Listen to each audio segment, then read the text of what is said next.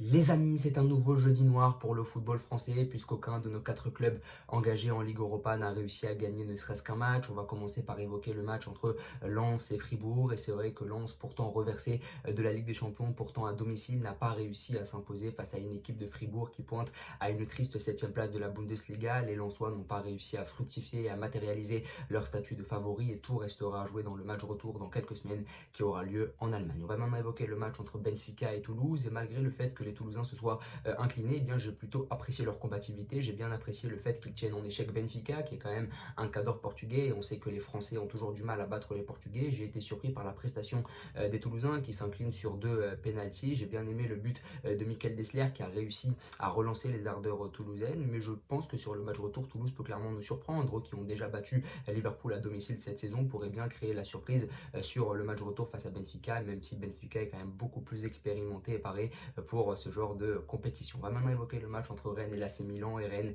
s'est clairement confronté à la réalité de la Coupe d'Europe, même si les hommes de Julien Stéphan reviennent très bien en championnat depuis quelques semaines, ils se sont confrontés à une équipe beaucoup trop forte pour eux. On a clairement vu une équipe de très haut niveau, ils n'ont pas réussi à contenir les vagues milanaises parfaitement portées par Olivier Giroud, Raphaël Leao, encore Ruben Loftus-Cheek qui a été absolument exceptionnel hier soir. Mais voilà, c'est vrai que les Rennais ont montré qu'il y avait un clair déficit de niveau, ils n'ont pas forcément pêché dans l'état d'esprit, mais l'AC Milan était tout simplement trop fort. On va finir par parler de l'Olympique de Marseille,